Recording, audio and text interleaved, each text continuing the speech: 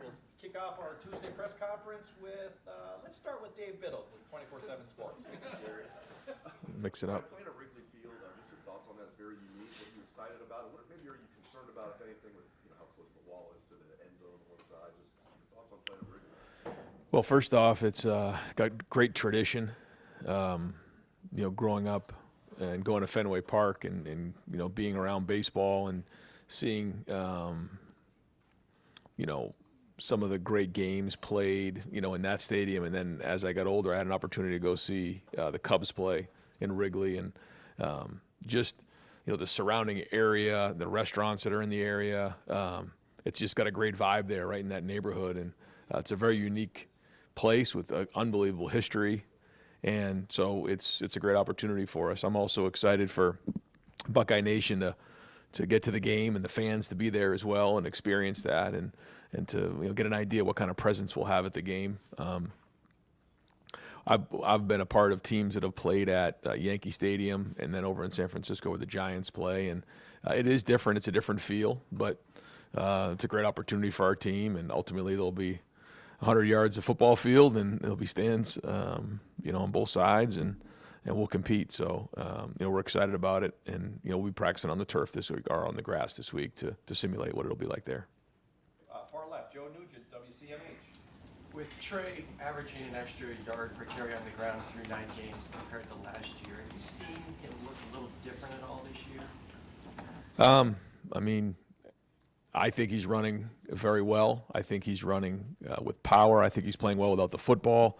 He's shown that he can do damage around the edge. He can do damage up the middle. Great in pass protection. So I think he's playing at a high level, and I think that he and Quinchon are a big part of, or a great example of what it means to be unselfish. And that's a big part of our run here in November and at the end of the season. Not worrying about touches, not worrying about carries, not worrying about those types of things, just knowing that, the number one goal is to win. And usually when you have that attitude, you find a way to win. And I think that both of those guys have been very unselfish this year, and they're both playing very well. Over to the right, Don Sperry, WBNS. Coach, obviously you talked last week with November coming in and everything. Just your mindset now, happy with what you saw Saturday, and how important is it to keep it going with 3 games to go, and obviously big goals that are going to be coming? Yeah, well, first off, what we've done leading up to this point really has nothing to do with what's going on moving forward. It's all about what we do moving forward. But coming out of last week, I felt like, we showed some consistency, which is important. When you think about consistency, people say, well, a team flashes or a player flashes. That means they've shown that they can do it. Consistency means you're doing it over and over again. It becomes who you are. And we won the turnover battle, won the rushing yards, won the explosive plays. When you do that, you give yourself a chance to win by the margin we won on Saturday. So we got to keep building. We got to stay consistent. The players, the coaches got to continue to bring energy. This time of year, you got to be at your best. And there's a lot that comes with that. And every day you got to bring it. You got to continue to upgrade. You got to, find out ways to continue to build on what you have and find new wrinkles along the way, but allow the players to play really fast. And the leaders got to lead. And so all those things, lead you to, where we are right now. And, it's November. We want to be undefeated in November. And, I think our guys know exactly where we are in this right now. So we need a good week of work here ahead to Northwestern. Ryan, I know you don't pick when you play. I'm well aware of that. But there's been some fan backlash. People think too many noon games in a row. This one technically is going to be an 11 a.m. local out there. How many noons are too many noons? Do you guys care? What's your thought on time of day and all these noon games? Well, listen, I got to deal with a lot of fan backlash for other things other than the times of games. So I'm going to leave that for other people to deal with. I got other things I got to deal with. Whatever they tell us to play, we're going to play. It doesn't matter where it is. It could be in a baseball field. It could be 11 a.m., could be at night, whatever it is. We're going to put the football down and go play, and I'll worry about the team. Dylan Davis, Delaware Gazette. Just to build off that, just out of curiosity, what do noon games do in terms of recruiting on game day that makes it more difficult than maybe otherwise if you had a 3:30 night game opportunity? Is there a big change in what you're able to do or how many guys you're able to get? one thing, the time of game sometimes can affect just who comes into the, who's able to make it from out of state, a little bit further away. That's about it. And it's just the one thing that we've done, we know that we have these noon games here in the back half of the season, so we've just been really working hard on getting guys to bed early at night and then waking them up early in the morning just to kind of get their biorhythms in order. They've done a good job of that. So that's about it. Other than that, we're playing football. Yeah, real quick, I talked to him on Saturday after the game. He talked about his willingness, like a mindset, a servant mindset that he has in everything in his life that's allowed him to take the next step as a blocker and really kind of, find his place on this team. What have you seen from G in his transition just throughout his time here? Everybody has their own journey, and I'm not sure that G, ever could have conjured up the journey that he's had since he's been here. I won't get into it, but he's had loss in his life. He's had success. He's had changes in his life, and he's gone on a journey, and, it's found him where he is right now. And he's having an impact on the field. He's having an impact off the field.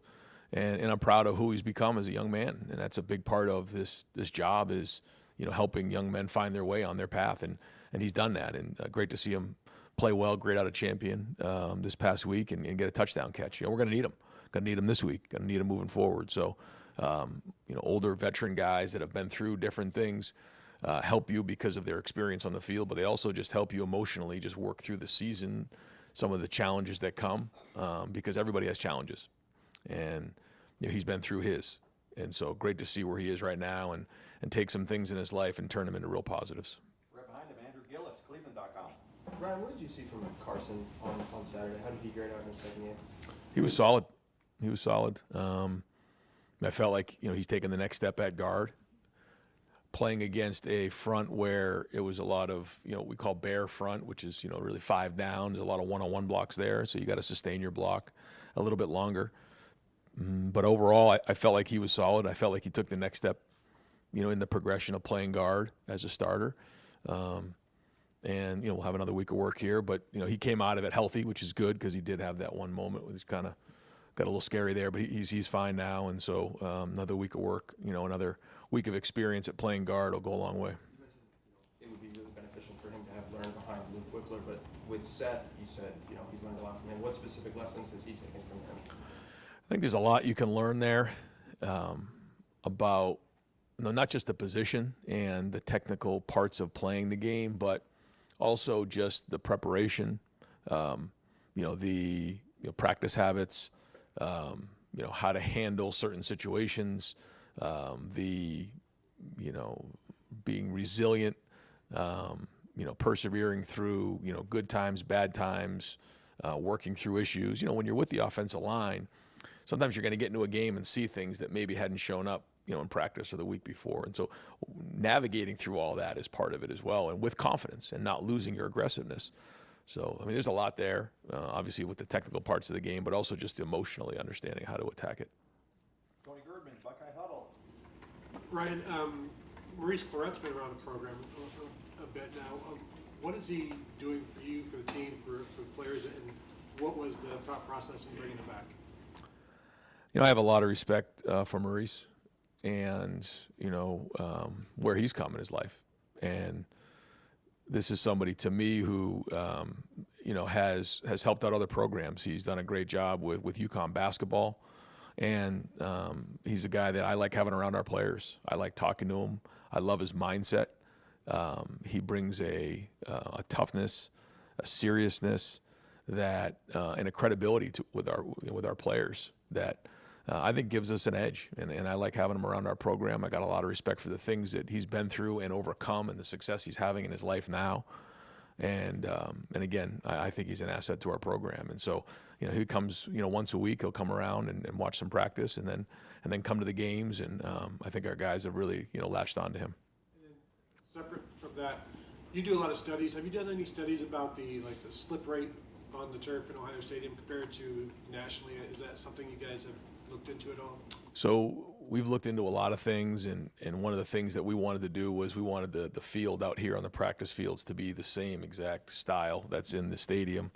And so after, each game, we'll look to see if there was any of that going on, and then get back with the folks at the company and make sure that all the tests are coming back the way that they should. And so we've been asking those questions. They've come in, they've taking, things in or taking things out. They put things in to make sure that it's right for our guys. And so we'll always look at that every week to make sure it's right. Dan Hope, 11 Warriors. Ryan, just after watching the film, how did you evaluate Edric's first start, and how do you think he can build off of that? I thought there was good there. There was obviously the one silly penalty that he'll have to learn from. But overall, I thought there was really a lot of flashes there for somebody who's not played inside a whole bunch in his career. He's got strength. He's got power. He ran to the football. Didn't quite grade out, but I think there's a really bright future there at 3 technique for Edric. Stephen Means, Cleveland.com. When developing the deep ball as a quarterback, what's the more difficult thing in trying to learn and developing the overall arm strength it takes to get it there, or maybe the timing it takes to develop that with your receivers? Yeah, a big part of it is footwork. It's the footwork. It's being able to, time up your footwork with the route. And that's something we're going to continue to work through and with Will on. I think he's thrown some really good balls down the field and then sometimes been a little bit late with his feet. So we'll keep working on that because, when his feet are right, he throws a good ball. Will has talked about just adjusting to playing with these types of receivers, right, where just throw it over, let them run under it. And it just seems like sometimes where maybe he underthrows it. Where is he in this kind of developing that and getting used to playing with receivers like this where you do kind of got to throw it out there and let them go get it a little bit more often?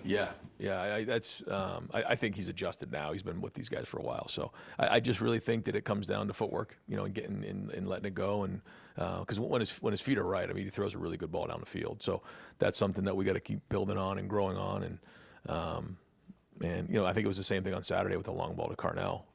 Not that it was a bad throw. It just, it could have been thrown a little bit more juice. And I think if the footwork's a little bit better, it's probably a little bit more accurate. Bill Landis, Kings of the North. Ryan, you've talked a lot about making sure you have change-ups throughout the season. Is that any more of a premium in a year where you might play the volume of games you could play this year? Is that any more on your mind? Because, you play a team in late December, the book they might have on you could be a little more expensive. You want to make sure you're kind of peppering in more of those change-ups throughout the year? I think it's something we talk about a lot, where you can get yourself to a point where you do too much and then you start to lose your identity, or you can do too much of the same thing and get caught. So there is a fine line there and a balance.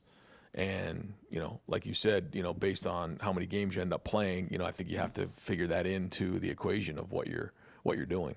And, making sure you put the right people in the right spots, making sure you're doing what your identity is, but then, like you said, having enough change up so that, you're keeping people off balance.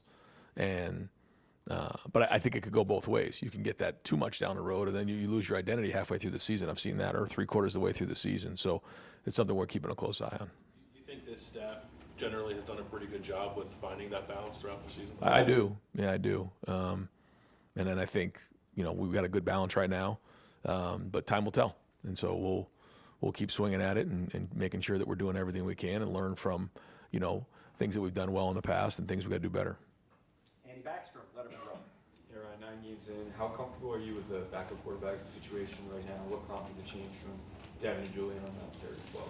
Yeah, we want to get those guys as many reps as we can. We'd like to get both of those guys reps, and in that moment, I felt like it was a third down. I wanted to give Julian that opportunity to go ahead and take a third down, and I thought he used it as an opportunity to scramble and make a play, and then didn't quite keep the thing moving. We wanted to throw the ball a little bit with Julian to see how he did, because hasn't really done that a bunch in games. Just missed one, and he and Brandon didn't connect. Would like to see him get a first down there. But I think, that was a great opportunity for him. I'd love to continue to be able to do that, but as time goes on, you get less and less opportunities. We got to make sure we're winning games. So, he and Devin are both working hard every day in practice. Getting, Devin right now is our backup, but Julian's, pushing hard, and so we'll keep evaluating it every week and see where those guys are at. Pat Murphy, 24/7 Sports. Ryan, we saw more of Quinshaw and Travion on the field together. What went into kind of building that package beyond some of the short yardage stuff you've done, and then also Travion's catch? We've seen him catch balls, but maybe not in that fashion before. Just kind of expanding the offense a little bit there. Yeah, I think that's kind of what we're talking about. And Travion really has worked hard on his receiving skills. He spends a bunch of time on the jugs, running routes. He had spent a bunch of time running that route over the years. We never really got to it in a game, so we were kind of laughing that at some point we had to run that route because we had worked on it for like a couple of years and it just never came up. And the look was right, and I thought he really executed it well. A little slant and go on a linebacker, which we felt like was a mismatch for us. So well done there. But yeah, I mean, when you have guys that are playing well without the football in their hands like they are, and they can do multiple things, not just carry the ball, it gives you more versatility to expand those packages. Stefan Kreisnick, Cleveland.com. Talked about this a little bit on your radio show last week, but could you take us through the backstory of the bricks tradition you guys do after practice, and kind of how that started and why that became a thing this year?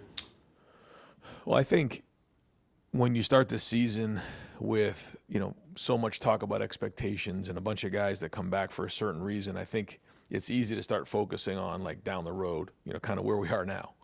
And in order to, make sure the guys understand that the work that we're putting in August and September as we're building up the season and building up our foundation, all those days mattered, and that we had to continually work on that because, how do you know how your foundation is? You go through a storm and you find out what's left when, you wake up the next morning. Well, it's the same thing.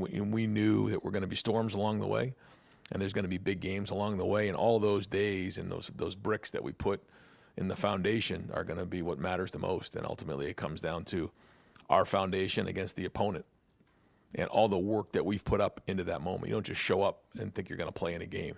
You got to put all the work in and build a foundation up to that point of the fundamentals and the reps and all those things. So after each practice, we hand somebody a brick, they go over, they put it, in the foundation.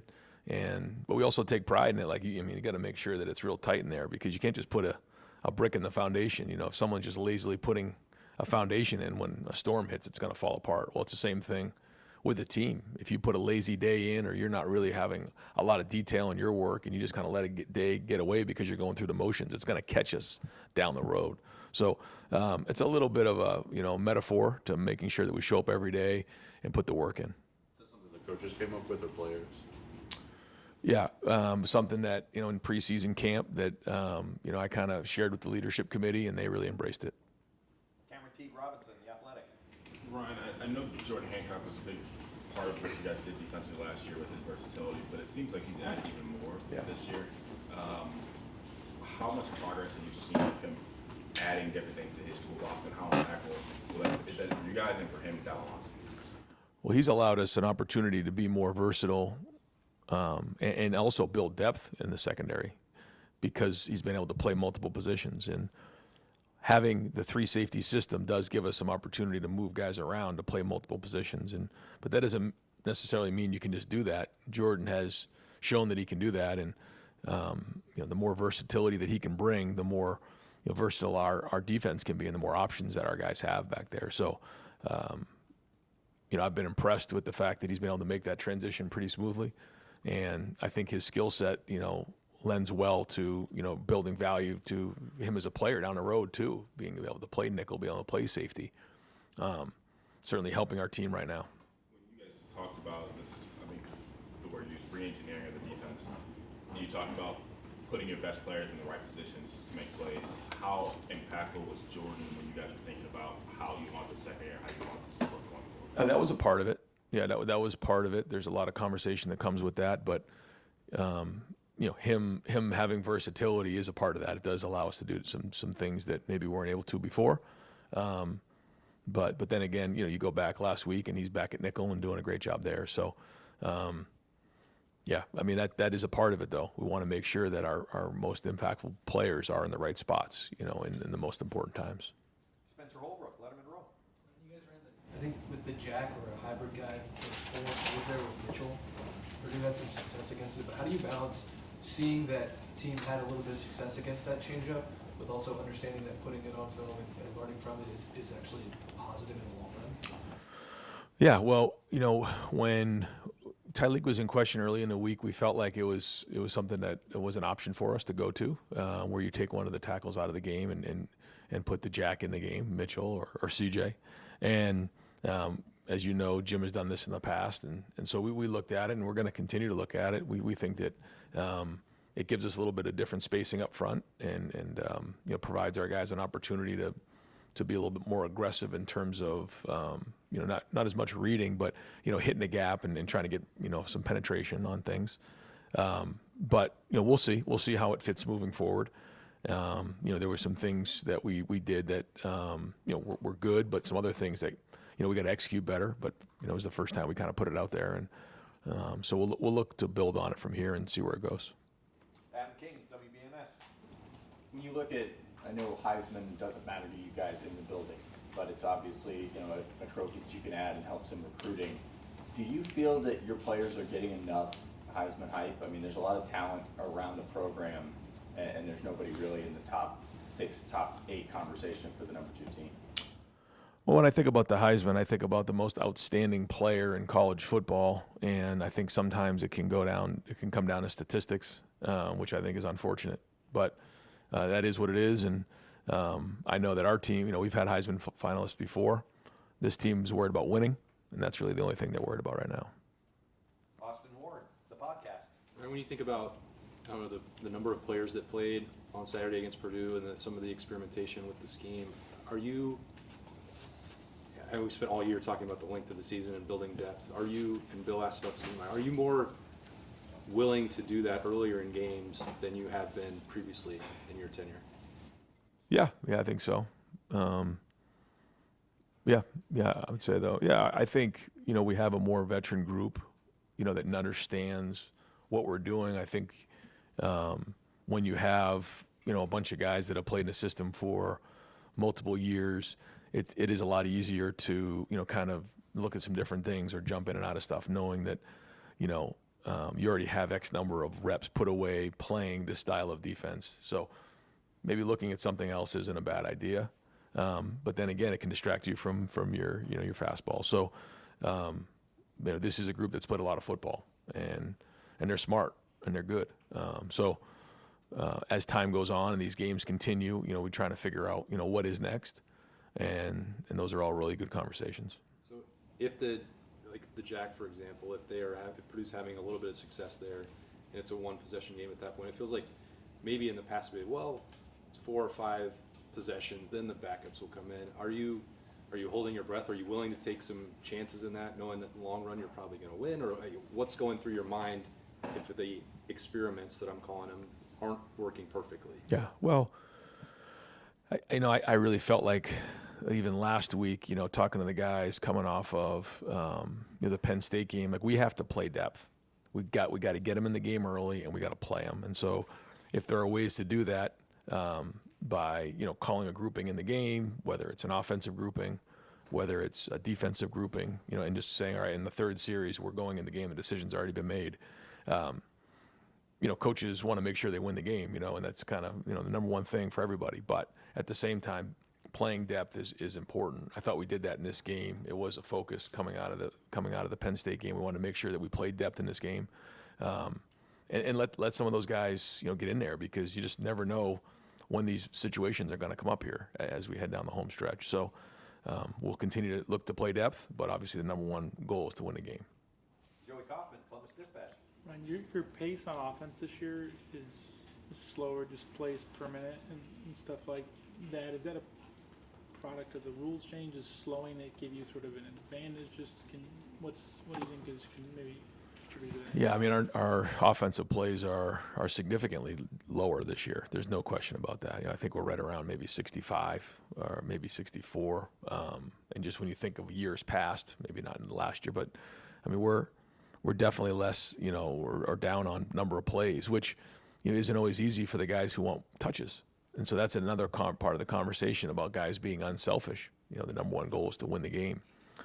We feel like huddling allows, an opportunity, we don't have to worry about the signals or anything like that, which completely takes that part out of the game, which has become a big part of college football up until this year and continues to be. So that's one thing that, we just said, we're going to have the ability to do that. There's other times you've seen us go a little bit faster where we can go into a no huddle situation.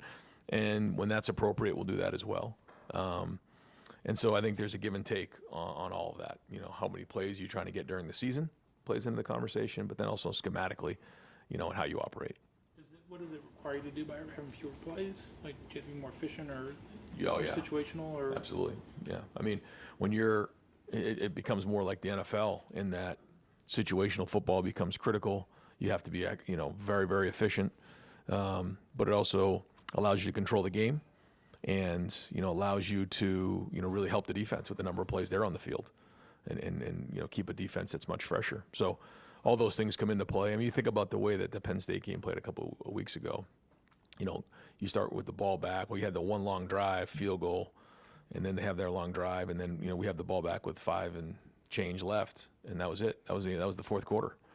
We've been in fourth quarters before where there's probably been 6 or 7 possessions. It's just a different style of game. But when you can run the ball and control the ground game, then you can control the game. And right now we feel like we're able to do that, and we're also helping the defense. if I can just clarify, when you said it takes away the signaling, the huddling, what do you mean by that? Or Well, now we can speak into the headset to the quarterback who's in the huddle, so that we don't have to worry about signaling. Jeff Gilbert, Press Pros. Hey, Coach, distractions and stuff, some things have been mentioned that can be distractions, Heisman, noon games, all that kind of stuff. The way you guys played against Purdue would suggest that these guys are focused. How do you feel about their focus 9 games in, and is it where you want it to be, and do you have to worry about it as much as you maybe did early in the season? Well, it's something that we talk about a lot, and I think our leaders are the ones that have to lead the way on this. And to block a punt early in the game kind of jump-started us, which was great. But we know that we have to be playing our best football right now, and people call them letdowns or whatever they are. After a big win, you see some teams across the country, and because you have to sustain a certain level over a period of time, and it was important for us to play well in this game. To play well in the first half, and then continue to play well, because again, is it who you are, or is it just something you did? You had a good game, or are you consistently playing at a high level physically and executing at a high level? So we talked to our team all about it. They're still 18, 19, 20. Some guys a little bit older, year-old guys, but you got to bring it every week, and that's what championship football is all about. And every week for us is like the playoffs right now. We're fighting for a chance to get to Indianapolis. So it's always a topic of conversation, and it's gonna come down to our seniors and leaders, and obviously how they echo that message, and because the players are the ones who have to play. They're the ones who have to do it on the field, and give them credit for being consistent up to this point. But like I said before, nothing we've done up to this point matters anymore. It's what we do moving forward, and I know that these guys are going to come in with a good week of practice here at 2:30. Deep left, Noah Weisskopf. Ryan, Northwestern, after just watching their tape, what stands out to you about them specifically? And we've always had good games against Northwestern. Just most recently, a couple of years ago, when we played, at Ryan Field, and the weather was a tough day, but it was, I think the final was 21-7, and it was everything we could handle to get out of there with a win. We played them in the Big Ten championship game. It's very similar to those teams. They're very sound in what they do. Their scheme is very sound. They're built from the inside out.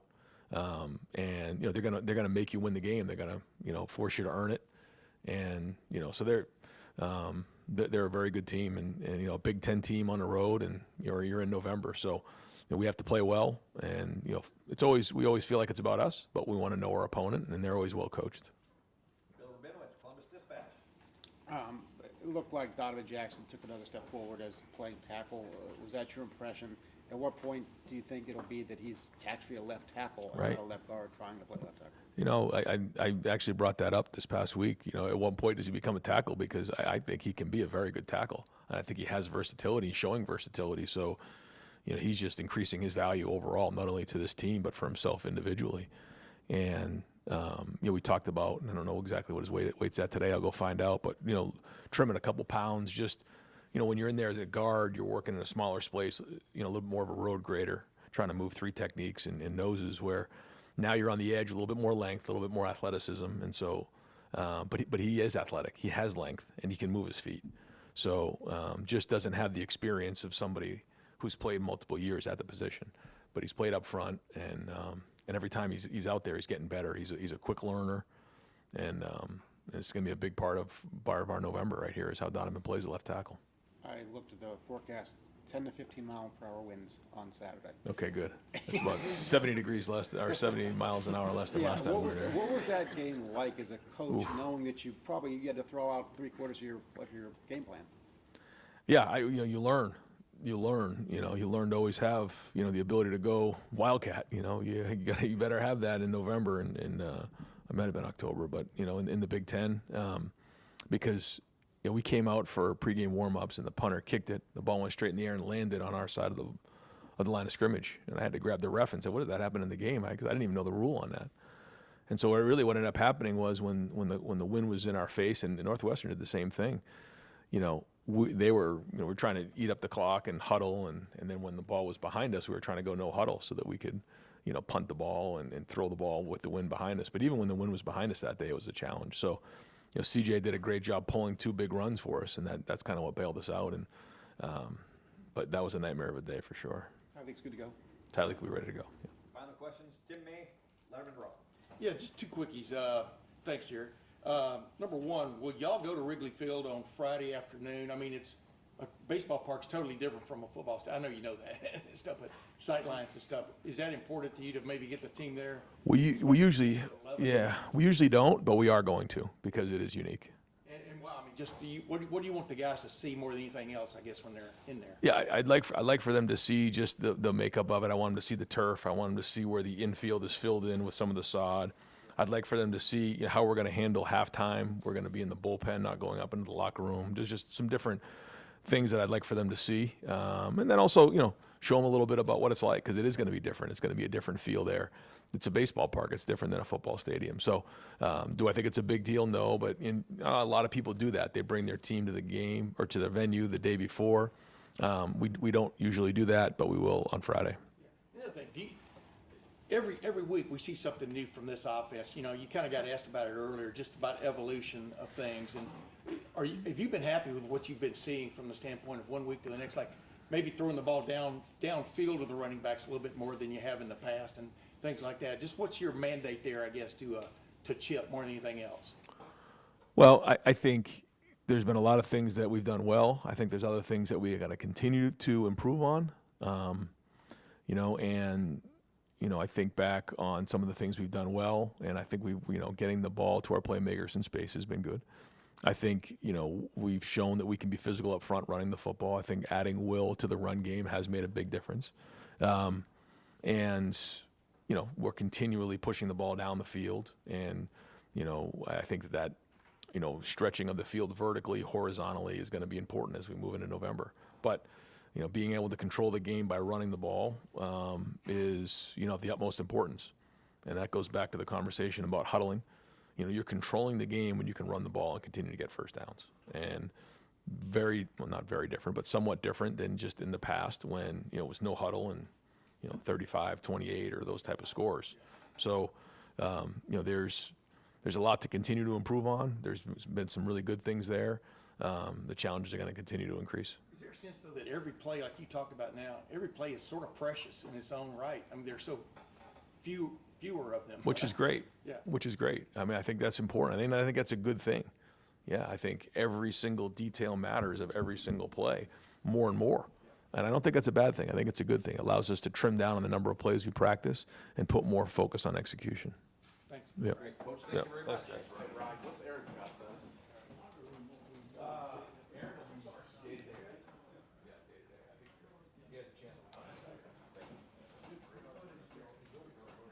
Hey, folks, I want to jump back into that discussion, and because I didn't make this point.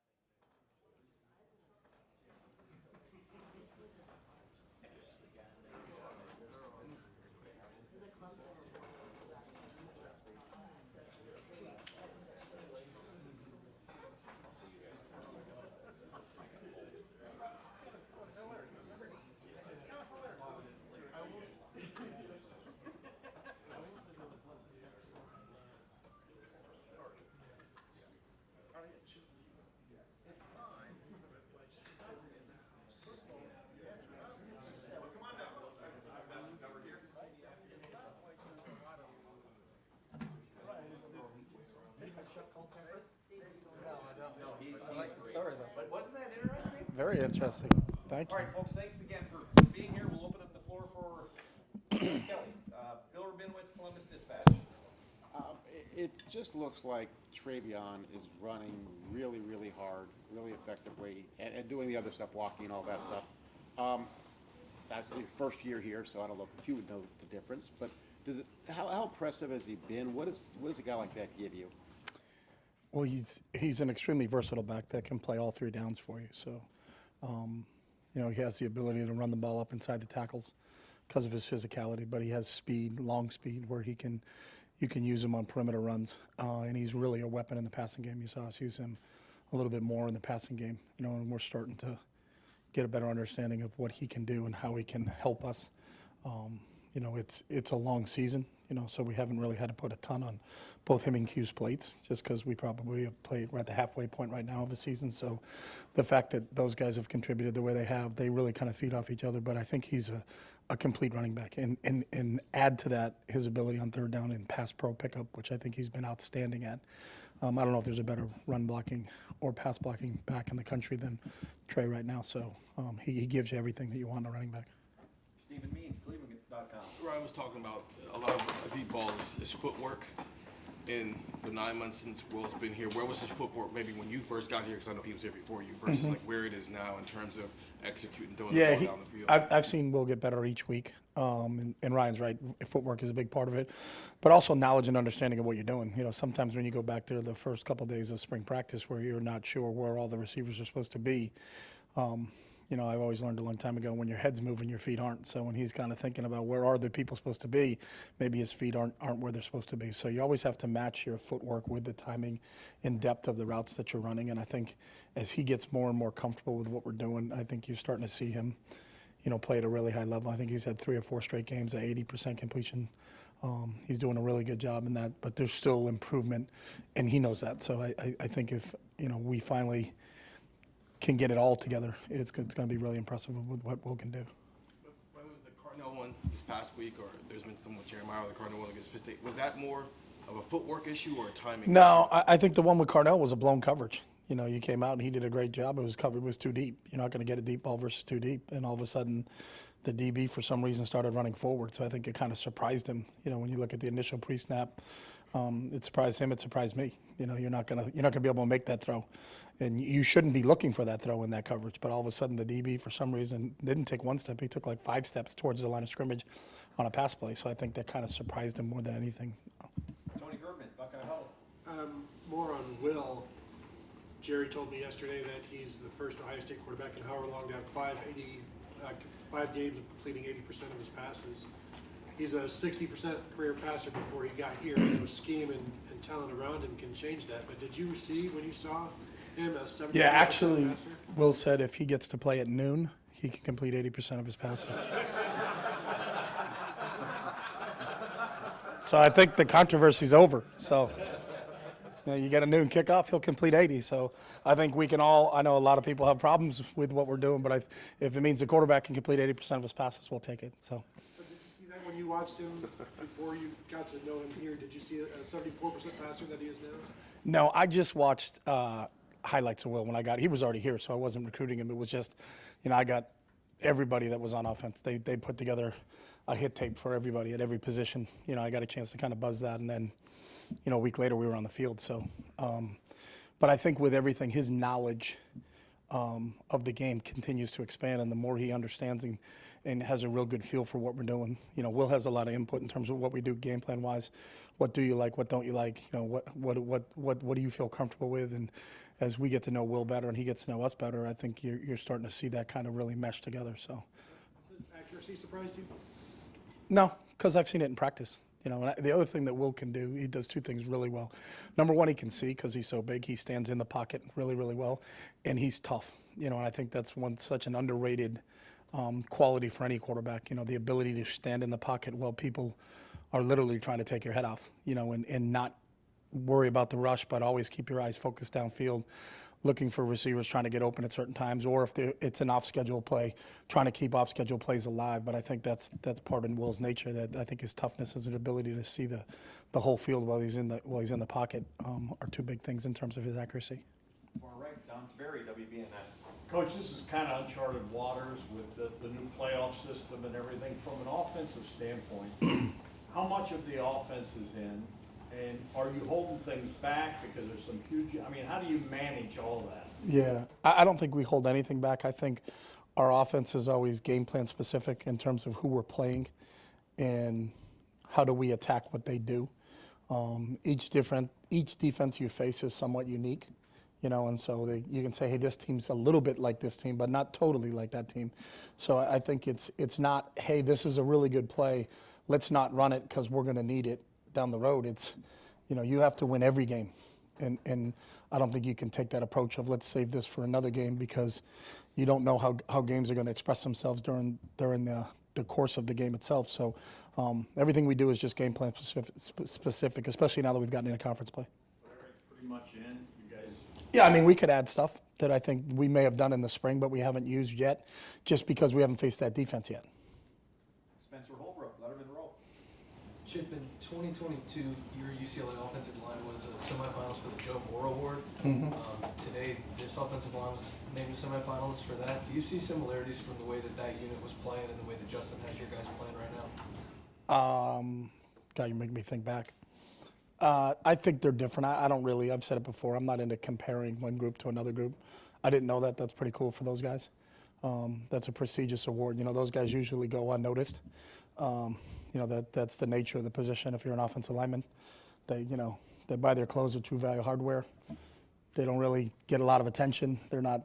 They work their tails off. I think that's the gist of any team that's going to be a really good football team has to be strong on both lines. And the fact that they've been recognized for that's something that's pretty cool. But now we got to live up to that standard every day. So. I know that you guys don't put a lot of stock into those awards as coaches, but to see the way that those guys have responded since losing Josh as the play caller and the leader of the offense, how have you evaluated that? What do you think of the unit, the way that it's playing without Josh? I've been really impressed, and I think really Donnie and Seth have really stepped up in that leadership part. And I think the two of those guys have really kind of led from the front. Two tough, hard-nosed physical players. Obviously, Donnie being selfish and moving from left guard to left tackle was a really big deal for us. And he continues to work at his craft every day because, I think everybody just thinks O-line. But, all five of those positions are really different. And it's not easy to go from one position to another position. And the fact that Donnie's done that has been great. And I think Seth really, because he calls all of our identifications and directs what our blocking schemes will be, has really kind of fell into that leadership role for us. And I think our guys are rallying behind those two. Far right, Dave Holmes, WSYX. Ryan talked a little bit about his upbringing at Fenway Park and historic baseball venues. Wanted to get your thoughts on playing a game at Wrigley. Yeah, I think it's cool. I've seen just highlights of a football game in there, and I've been to a game at Wrigley when I was out recruiting once. But the fact that you can play in settings like that is pretty cool, and I think it makes it unique. Obviously, they're refurbishing their stadium, so they got to they got to either build the one that they did on campus or go to Wrigley. So the fact that we get to be the one team that plays in Wrigley, I think will be pretty cool, and I think our players will enjoy that. Austin Ward, the podcast. Chip, I know every game plan every week is different, contingent on the opponent, but it's felt like the last couple of game plans have leaned a little bit more on Will as a rushing threat. What's motivating that decision? The defenses that the people deploy. Sometimes they always have an extra guy in the box, and if you run their quarterback, then that evens the numbers back out. It's as simple as that. Some teams don't do that, and other teams do that. So, it's just sometimes when you get, especially when you get into conference play, I think there's a lot of people in this league that know how to stop the run. So, you got to be able to have a mobile quarterback, and it helps that Will has that mobility. Bill Landis, Kings of the North.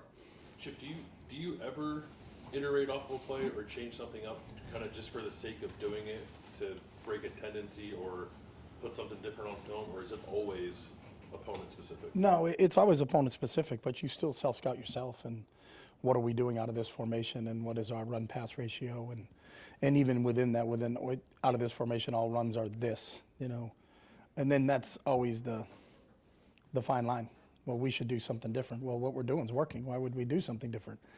so you kind of play that game and go back and forth with it. But we're constantly working on self-scout of ourselves and tendencies that we're trying to just understand. But some tendencies are good tendencies. You could be, hey, you're 90% run out of this formation. You're also 90% success out of this formation. So, do you not call that ever again because you think that they think that you think this? You can get into that real dilemma of just, it's still about executing and still about lining up and playing. So, but we do spend a lot of time on that. That's part of what our weekly game plan meetings are about. Is there any more emphasis on that in a college football season that can now be 17, 18 games where you want to make sure you're sprinkling in different things so that if you get to game 17 and a team has a pretty expansive book on you guys film-wise that they can't, key in on something you've done all year? Like you want to make sure you have those change-ups in there. Yeah, there has to be some of those. But again, I think you can drive yourself crazy. But we put this on tape and they think that we can do this because they know that we can do that. They can't do that. Then we do that. Then I didn't make any sense what I just said, and that's what's going on in your head when you're starting to think about all that stuff too. So it's that process. I still think you have to, part of being really good at it is what are we good at, and how do we continue to be good at it so that everybody in the stadium doesn't know, hey, they're running the ball over the right side on this play because that's what they always do. I think you're still trying to mask some of those things, but you still have to play to your strengths. Cameron T. Robinson, The Athletic. Chip, kind of off the question about Will's running, I think maybe it was last week or a couple weeks ago you mentioned you don't have to continue, you're not just soccer running to be power all the time, but how have you seen Will's progression in understanding or reading what defenses want him to do when it comes to handing off to Q or Dre and pulling, or is that more from you guys telling him you want you to pull this, or is it more? No, it's a good question. We don't tell him we want you to do this or want you to do that. It's totally, a lot of that stuff is, if it's a read play, he has to read it out and how he sees it. Just like we don't tell him where to throw. It's the play's called to the curl or the flat, but it depends. Does the defender defend the curl or defend the flat? Like you can't tell him before the play, throw the curl because I know the guy's going to chase the flat. Well, then he sits in the curl and you throw a pick and it's, coach told me to go there. We didn't. We told you to read this player. So it's the same thing with some of the read plays that we run. And I think he does a really good job. He was really well trained. I think Chris Kleiman does a great job, and Colin Klein did a great job at K-State. And so Will's got a really, really good understanding of our running game. It was more of just learning the terminology here as opposed to what it was like there. But I think he does a really, really good job of that. And when we put something in new, it may be new to this unit, but it's not new to Will. It's just, oh yeah, we ran this. And then we'll go back and actually look at K-State tape with him and, kind of pick his brain. How'd you read it and how was it presented to you? And what's the best way for us to present it so that we can execute? Joey Kaufman, Columbus Dispatch. Chip, what do you see as the advantage from huddling more and just sort of playing at a slower pace of play on offense versus past couple of years, your teams were able to run more plays per minute than you are now? Pace is a little slower. Just what's the advantage to that? Yeah, I think you can communicate better. So obviously the thing that's changed this season, and I think a lot of people have slowed down, is the ability for the quarterback to communicate with everybody before the play. Before it was just everything was driven by signals and everybody was looking to the sideline and then getting everybody on the same page. So there's some teams and some times when that's to your advantage. I think more people do it to us because they don't want the ball in our hands, so that I think the game has, we don't get as many possessions right now as we have in the past, just because I think both sides are doing it a little bit more. But I think the communication thing that you're allowed to talk to the quarterback up to 15 seconds on the play clock is one of the advantages of huddling. Teams are doing it against you, but you guys have also done it. It seems like more. Does it give you an advantage to do the other team? Yeah, it gives us an advantage again from being able to communicate. So what Will can talk to the offensive line about, you know what I mean? Like normally you'd send a play in, but he couldn't give them like, hey, these guys are 85% twist and boundary corner on this play. So make sure that we're really high alert for that. So there's a lot more that goes on. It's not a two-way conversation because he can't talk back to you, but we have a style of speaking in that situation so that we can communicate some different things. Before it was you just called the play and broke. Now you can give them a lot more information. You know what I mean? There may be a player who got injured the play before. Hey, there's a new left corner and it's number 15. We talked about him. We saw him on film. This is what he's susceptible to. Let's make sure we're attacking him when he's in, instead of you waited till you get to the sideline between series and go, hey, there's a new corner. And I didn't know he was in. But you can communicate that stuff now. Tim May, Letterman Row. Thank Thanks, Jerry. Following up on that a little bit, or just on offensive plays, do you ever have times in games where you have to say to yourself, I got to be disciplined here, I got to call some run plays? I know it sounds kind of stupid, but I mean, to have the balance when you look at this lineup and with Jeremiah and Emeka and Carnell, and you could throw the ball 50 times a game and nobody would question that either. You understand what I'm saying? Does it take discipline to also stay with the run game? I think it takes discipline to know what the defense is trying to take away from you. So, for you to try to continue to throw it if they're going to play high safeties and light boxes, you should be running it more than, and when people are loading up the box to take away your run and saying, hey, we're not going to let you run the ball in the situation, and you are still trying to run the ball in the situation, that's where I think the discipline is. So sometimes it's not consecutive plays in a row or series. It's just kind of what are they like? Because you take, say you're playing Northwestern, you have 9-game breakdown on Northwestern. This is what they've done for their last 9 games. But as you go into the really first, second, third series of a game, is what we saw in the last 9 games actually happening in this game? And if it is, then we're pretty solid in terms of our game plan. If not, then you may have to morph a little bit towards run or a little bit towards pass based upon how they decided they were going to come out this week. Because they may have come out in the previous 9 weeks and done this, but in your game, they're doing it a little bit differently. So it's the ability to make those adjustments and kind of lean one way or the other. I think is the discipline part you're talking about, not just saying, well, we're just going to chuck it, But if they're playing really deep and you're still trying to throw it deep, then that's not smart either, I don't mean necessarily throw it deep every time, but yeah. Okay. And You just want us to throw it every time? Yeah. That's fine. My philosophy, when in doubt, air it out. But following up on what you You're not a Woody Hayes guy then, huh? Yeah, no. Well, Well, come on, you can't go both ways. Okay.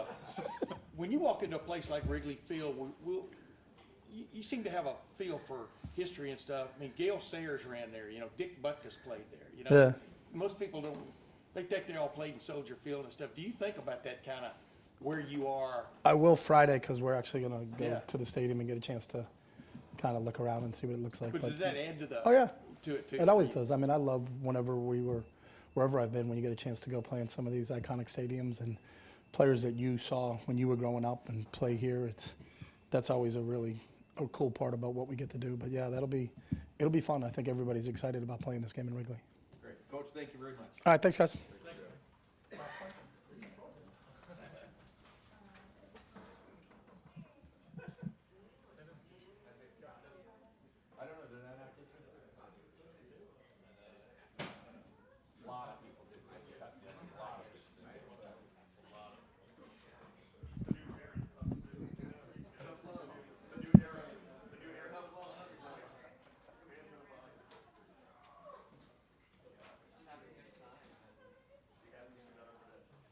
We do have Will coming. Mike, does he still have something to do after this? Okay. Do we need Will? Just get him on the field after the game.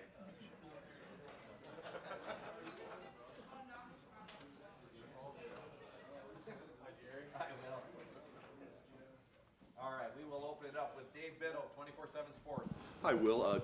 Coach Day was talking about footwork and how that is paramount, like when you're throwing the ball, and he feels like when your footwork is on point that you can really rip it. Can you get into that a little bit, your footwork, and where you feel like that's at right now? Yeah, I think that's something that we've been looking at, and I think, when I'm inaccurate with the ball, like you can see my feet kind of go dead a little bit.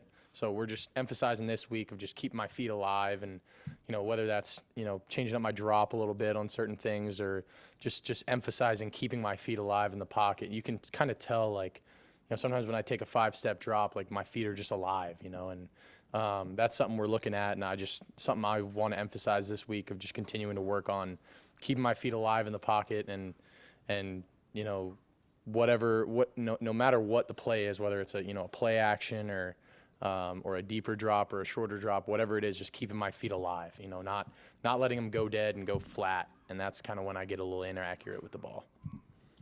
Deep right, Adam King, WBNS. Show me your hands again, those who need them.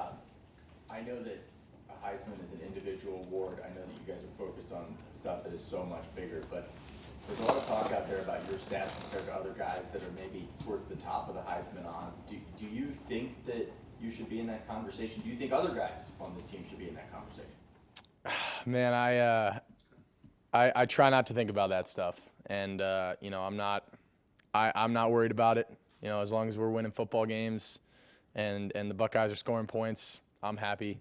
I think all that stuff kind of takes care of itself, and if you focus too much on individual accolades, then a lot of things get cloudy. You know, and I've always been a believer in, you know, if you take care of the things that matter, then you know, the individual accolades and all that kind of stuff will come, you know, and you know, the more I focus on my teammates and being the best teammate I can be, being the best player I can be for my teammates, being the best leader I can be, then you know, things like that may come into consideration, but I'm not worried about it, man. As you know, my stats, you know, as long as I'm playing good football, grading out a champion, and you know, taking care of the ball, that's all I'm worried about.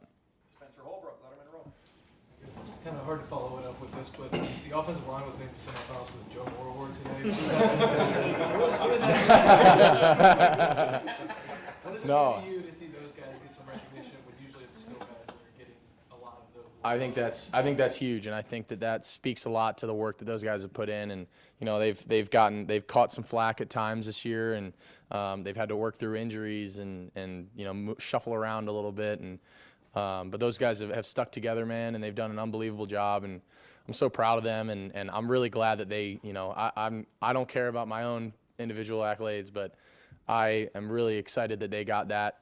You know, I know it's only a preliminary semifinal thing, but the fact that they're getting recognized for the work that they're doing, especially as an O-line, you know, they don't get a lot of you know, praise and accolades, and you know, I feel like they only get really seen when they don't do their job. You know, they don't really get the praise when they're doing a hell of a job out there. And I think they've been doing a great job keeping me protected and getting the ball downhill and running the ball at guys. And I'm really happy for them.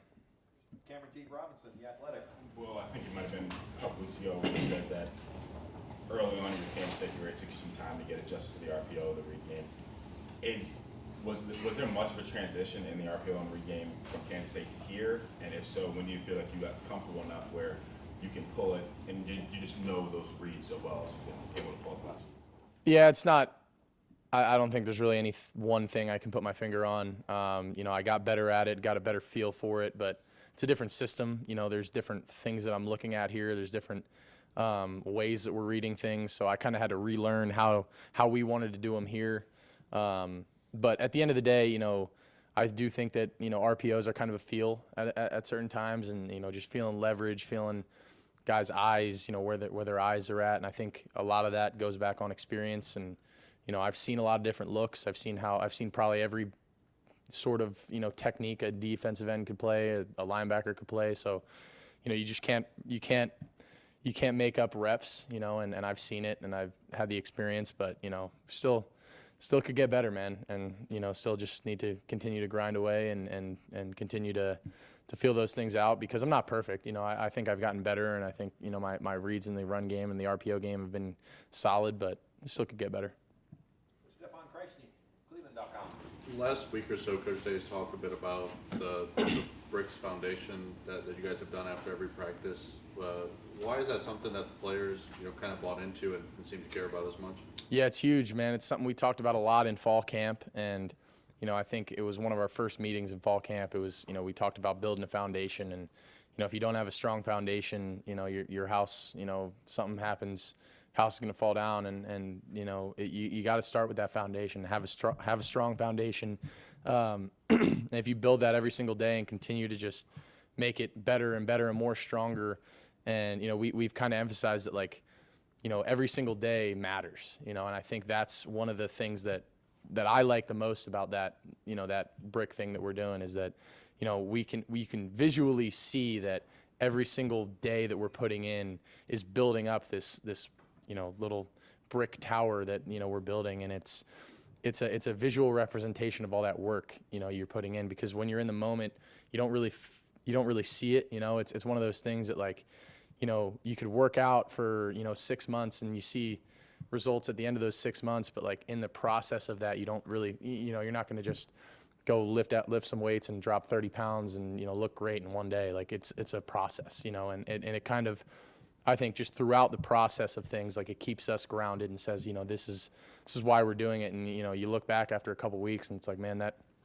little brick sculpture is, it's turning into something here. And, it reminds us that every single day, the work that we're putting in doesn't go unnoticed. Andy Baxter, let him in a row. What do you think of Travion's route on the outside there, inside back route, and then also you threw a lot to Deuce Vaughn at Kansas State. You got great running backs here that back in the passing game. Just what kind of an advantage is it to have those guys for you, and do you approach it any differently than throwing to receivers? I mean, yeah, you got to approach it a little differently, but I think, Trey's been grinding away at that, man. We all week we were working on that route, and he was getting extra work with it after practice. And I remember going back to spring, throwing balls to him over the shoulder and him catching, working on his ball skills, and he wanted to make that, more of part of his game and catching the ball. And I think he runs great routes. I mean, he broke that guy off. You put a linebacker on Trey, that's disrespectful. That's unfair. Trey's going to run right away from him. And I mean, you saw, I looked to the field and I tried to look the safety off with my eyes, and as soon as I looked over there, 31 just ran, because he thinks I'm going to mech on the inside fade route. But that just shows you that having that ability to put the running back out in space and make a guy miss like that, it gives us a lot of different new options. And when Trey is able to win on a route like that and get open down the field, that I think it's great. It's a whole new facet for our offense, and I think him and Q both run really good routes and catch the ball well, so it's good. Tony Girdman, Buckeye Huddle. Well, you came to Ohio State as a 59% career passers. You're at 74% right now. What would you attribute that to, the rise? I think a lot of it's coaching and the way that I've been, taught here. And something, Coach Kelly's emphasized with me since I got here, man, was just completions, and how many completions are out there on the field that, it's just easy, and just take them. I feel like a lot of times in my career at Kansas State, I was trying to force things in windows or I didn't really need to. There's checkdowns all over the field, man, and getting the ball to Trey or G or Q in the flats and letting them run for 6 to 12 yards. I mean, there's some plays on Saturday where, I may have missed mech down the middle running one, on one play, but, like I check it down to Q and we get 6 yards out of it. And it's like, oh, we're in 2nd and 4, it's like, that's still a pretty good position to be in. There's just completions all over the field. And that was something I really emphasized in preseason training camp, was, I was shooting for 80% completion percentage every single day. That was something that, me and Billy kind of got together on, and like that was my goal. And, I only achieved it a couple times, and it's hard. But I think that helped me so much, and just like, completions are devastating to a defense. Whether it's a completion for 0 yards or a completion for, 50, like it doesn't matter. Just as long as you're getting the ball in your playmakers' hands. I mean, those defensive linemen are taught they got to run to the ball.